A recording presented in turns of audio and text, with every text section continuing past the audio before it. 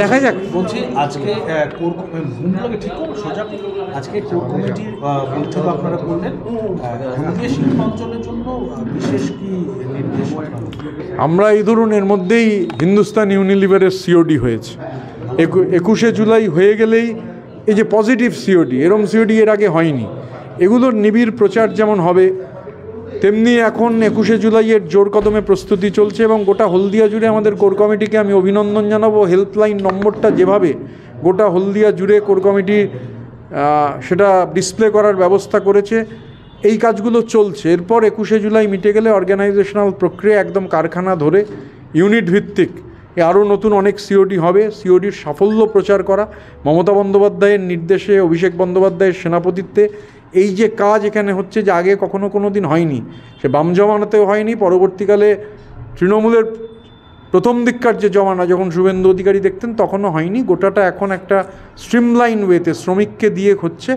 এই ক্যাম্পেনটা সমস্ত জায়গায় এবং কেন্দ্রীয় সরকারের যে নীতি, যে নীতির ফলে যাকে বলে ইংরাজিতে জব লস ফেনোমিনা, কাজ চলে যাচ্ছে যে পরিস্থিতি তৈরি হচ্ছে, এই সমস্ত এগুলো অর্গানাইজেশন আলোচনা আমরা করেছি, কিভাবে এফেক্টিভলি আমরা অর্গানাইজেশনালি ফাংশনিং করতে পারি হলদিয়ায়, তার একটা প্রাইমারি আলোচনা আজকে আমরা করলাম। এই যে কোর কমিটি রয়েছে, কিন্তু এই বিভিন্ন যে শিল্প সংস্থাগুলো রয়েছে সেগুলো কি ইন্ডিভিজুয়ালি কোনো কিছু আমরা জব ডিস্ট্রিবিউশন করে দেবো খুব তাড়াতাড়ি, সমস্ত জায়গার জব ডিস্ট্রিবিউশন হয়ে যাবে। দাদা বলছি, আপনি তো বললেন যে আইএনটিটিউসি বা তৃণমূল বন্ধ সমর্থন করে না। কয়েকদিন আগে একটি ভিডিও ভাইরাল হয়েছে যেখানে দেখা গিয়েছে হলদিয়ার বিধায়িকা তাপসী মণ্ডল শ্রমিকদের কাজ বন্ধ রাখার কথা বলছেন। দেখুন, মাননীয় মুখ্যমন্ত্রী জননেত্রী মমতা বন্দ্যোপাধ্যায়ের নির্দেশ হচ্ছে যে শিল্পবান্ধব এবং শ্রমিক বান্ধব পরিবেশ অক্ষুণ্ণ রাখা, কাজ বন্ধ নয়, এটা পরিষ্কার নির্দেশ। এবং প্রয়োজনে 5 বার 10 বার 15 বার 20 বার প্রয়োজনে হচ্ছে আলোচনা হবে, কিন্তু কাজ বন্ধ রাখা যাবে না। এবং আমি দেখুন হলদিয়াতে সেদিন যে ভিডিও আমার কাছেও পৌঁছেছিল, আমি জানতাম না, মানে কোর কমিটির কনভেনার বা রাজ্য আইএনটিটিউসির সভাপতি হিসেবে এই আন্দোলন সম্পর্কে আমার কোনো ধারণা ছিল না। এবং এটুকু আপনি বলতে পারি যে রাজ্যের মাননীয় মুখ্যমন্ত্রী, তার পরিষ্কার নীতি হচ্ছে কোনো স্ট্রাইক না করা, আলাপ আলোচনা করতে হবে, আলাপ আলোচনার মাধ্যমে এটা মেটাতে হবে। এবং আমি এটুকু দেখেছি যে ওখানে দেখুন এই বার্তা, মাননীয় মুখ্যমন্ত্রীর বার্তা যে শ্রমিকের মধ্যে কতটা পৌঁছেছে, সেদিন ভিডিওতে দেখা গেছে শ্রমিকই বলছেন যে না, তারা স্ট্রাইক করবেন না। এটা তো সব থেকে বড় পজিটিভিটি রাজ্যের মানুষ। এবং এই আজকে যে ধর্মঘট, কর্মনাশা ধর্মঘট, এই যে আজকে আমরা এখন আলোচনায় বসবো, যেখানে যাদের কাজ চলে গেছে, আলোচনা হোক, 1 বার 2 বার 3 বার 4 বার 5 বার আলোচনা হোক, কিন্তু কোনো কর্মনাশা ধর্মঘট নয়, কোনো জঙ্গি ধ্বংসাত্মক আন্দোলন নয়।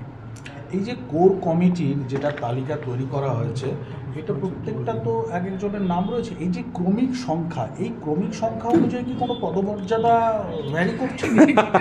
না না না, এখানে আসলে মানে ধরুন আপনি এটা 1 থেকে, এখানে পূর্ব মেদিনীপুরে মানে তমলুকে 1 থেকে 9 আছে, আবার দুর্গাপুরে 1 থেকে 12 আছে। সেটা চাইলে আপনি 12 থেকে 1ও পড়তে পারেন, আবার 9 থেকে 1ও পড়তে পারেন। Everybody has equal and same status. এই 9 জনের প্রত্যেকের ইকুয়াল অ্যান্ড সেম স্টেটাস। কারুর নাম 2-এ আছে মানে তিনি 2 নম্বর, আমার নাম 1-এ আছে মানে আমি 1 নম্বর, কারুর নাম হচ্ছে 9-এ আছে বলে তিনি 9 নম্বর, এসব কোনো নেই। ঘটনাচক্রে এই 9 জন একটা কোর কমিটির তো একজন কনভেনার লাগে, রাজ্যের সভাপতি হিসেবে এটা স্টিয়ার করবার দায়িত্ব আমার। এখানে 1-এরও যা গুরুত্ব, 9-এরও তা গুরুত্ব, সুতরাং এরকম ক্রমিক গুরুত্ব এসব কিছু নেই। মানে আমি, এবং এটা শুধু এখানের জন্য নয়, মানে ধরুন কি বলে দুর্গা জেনারেল, ধরুন আমাদের রাজ্য কমিটি যখন ঘোষণা হয়, রাজ্য কমিটিতে তো 1 2 3 4 করে কমিটি মেম্বারদের নাম থাকে।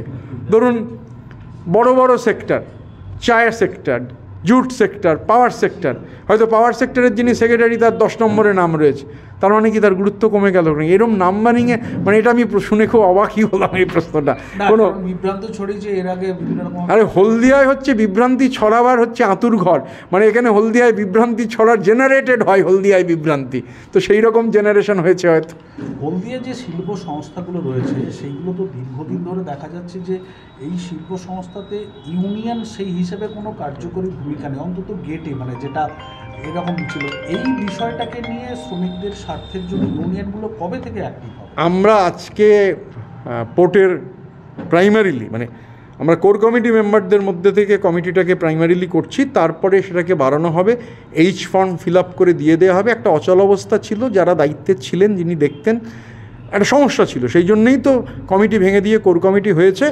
মানে সব জায়গায় আজকে হচ্ছে আপনার 9 তারিখ, আজকে 9 তারিখ, 9 জুলাই, 9 আগস্টের মধ্যে সমস্ত কারখানায় আমরা কমিটি জমা করে দেবো।